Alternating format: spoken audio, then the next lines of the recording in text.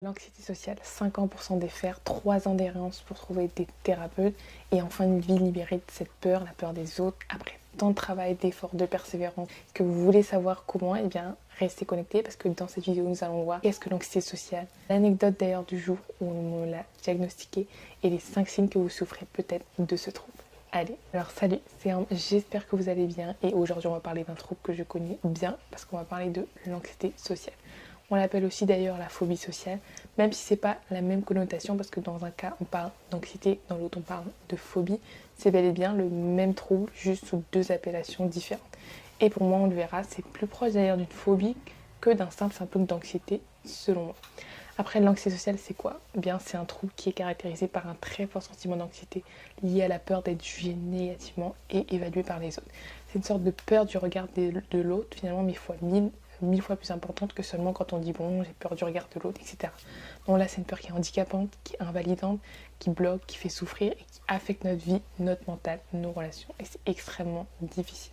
Et je l'ai vécu. Et je peux vous raconter d'ailleurs même le jour où on m'a dit d'ailleurs que je souffrais de ce trouble et partager un peu plus mon expérience avec vous. Déjà, pour poser le cadre, ça devait être il y a 3-4 ans, je dirais, à l'époque, après avoir erré plus de 2 ans à essayer de trouver des thérapeutes qui me conviendraient. D'ailleurs, j'avais temporairement laissé ça de côté, mais je voulais réellement trouver le moyen de m'en sortir.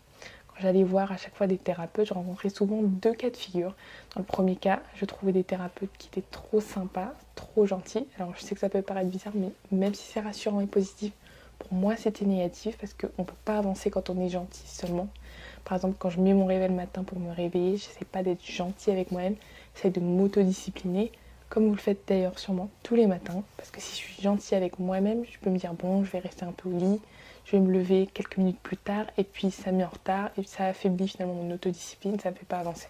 Donc pour moi, dans ma conception des choses déjà, en tout cas, je ne pouvais pas avancer avec quelqu'un qui serait trop gentil, trop réconfortant. Il y a des choses à faire, j'avais trop de choses à accomplir, j'avais de vrais obstacles à surmonter, beaucoup de travail à faire et je ne pouvais pas me contenter juste de personnes qui étaient gentilles. Donc je faisais face aussi au deuxième cas de figure qui était un peu les deux extrêmes. C'était finalement aussi des thérapeutes qui étaient beaucoup trop violentes et agressives dans leur approche.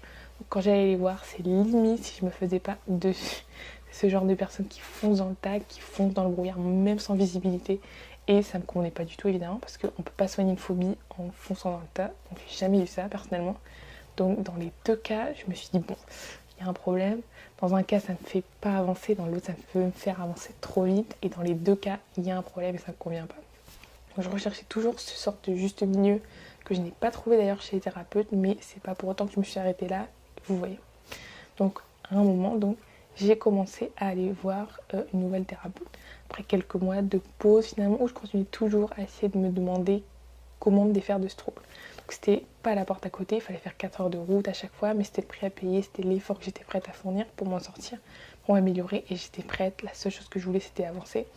Et donc je me suis rendue à mon premier rendez-vous et on sait jamais à quoi s'attendre quand on va voir une nouvelle thérapeute. On peut imaginer le pire comme le meilleur, comme rien du tout. Donc j'ai préféré finalement venir sans idée préconçue. Je lui ai dit oui, bon, en venant, je sais que je peux échouer complètement et ça peut être le pire suivi de ma vie, tout comme je peux réussir et m'améliorer. Peu importe, j'étais prête aux deux résultats, j'étais prête à échouer. J'avais déjà échoué avant, c'était pas grave, j'étais prête. Mais j'étais aussi prête à réussir, ça c'est sûr, parce que j'avais envie d'avancer et j'étais prête aussi. Donc rien qu'après les premières minutes de la séance, la thérapeute me dit en fait, vous avez une phobie sociale. Elle me dit c'est pas de l'anxiété sociale, mais c'est une phobie sociale. Et donc ce jour-là, j'ai compris que j'avais un trouble finalement défini sur lequel j'allais devoir travailler. Et ça m'a aidé aussi à voir plus clair parce que c'est ça que je voulais partager avec vous aussi, c'est que dès que vous comprenez de quoi vous souffrez, tout devient plus clair. C'est comme si une lumière s'allumait et enfin le chemin est éclairé et vous pouvez commencer à le suivre. C'est ce que je veux vous aider à faire et partager avec vous. Après, pour être honnête, ce suivi a été finalement assez chaotique par la suite, mais bon, je peux vous raconter ça dans une autre vidéo si ça vous intéresse. Donc dites-moi si ça vous intéresserait en commentaire. Et donc, pour revenir à l'anxiété sociale en soi, c'est un trouble qui a certaines caractéristiques, notamment 5 signes qui sont importants dont on peut parler aujourd'hui, pour essayer finalement d'esquisser, comme on dit, et voir si vous en souffrez peut-être ou non. Le premier signe de ce trouble, c'est une peur intense de nombreuses situations sociales. En effet, donc si vous avez un très haut niveau d'anxiété quand vous allez au supermarché, au centre commercial, à la boulangerie, dans les magasins, quand vous vous promenez dans la rue, etc., toutes ces situations-là du quotidien, qui pourtant crée finalement énormément d'anxiété et de malaise chez les personnes souffrant d'anxiété sociale, comme pour moi auparavant, c'est peut-être que vous en souffrez. Le deuxième signe de ce trouble, c'est un évitement fort donc de ces types de situations. Parce que si certaines personnes les affrontent au quotidien, le comportement de l'anxio-social, c'est beaucoup plus d'éviter ces situations-là à tout prix pour ne pas réveiller son anxiété et son mal-être encore une fois. Donc on ne peut plus aller dans ces situations-là parce qu'on les évite à tout prix. Le troisième signe de ce trouble, c'est des symptômes physiques importants liés à l'anxiété. En effet, que ce soit les palpitations, les difficultés à respirer, les maux de tête, les maux de ventre, il y a beaucoup de symptômes physiques liés à l'anxiété et ça montre qu'elle devient pathologique, donc il faut les repérer pour savoir si on souffre de ce trouble. Le quatrième signe, c'est le fait d'avoir une perception déformée du regard de l'autre sur soi. En effet, l'anxiété sociale, c'est beaucoup aussi des croyances sur les intentions des autres, leurs pensées, est-ce qu'ils nous jugent, est-ce qu'ils nous évaluent, etc. Et de façon négative. C'est des croyances et une perception qui crée finalement ce haut niveau-là d'anxiété. Et c'est les TCC, thérapies comportementales et cognitives, qui aident à s'en défaire d'ailleurs.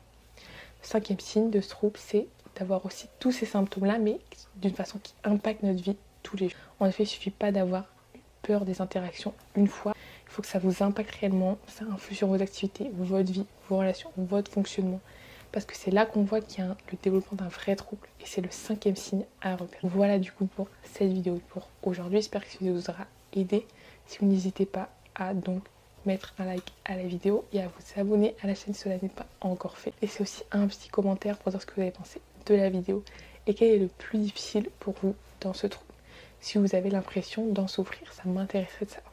Donc, si vous voulez aller plus loin, je vous ai mis en barre d'infos un guide totalement gratuit qui va vous aider à diviser votre anxiété par 2 dès aujourd'hui. Vous mettez juste votre email et je vous envoie tout. Je vous laisse donc avec ça et on se retrouve donc vendredi prochain pour une nouvelle vidéo. Ciao ciao.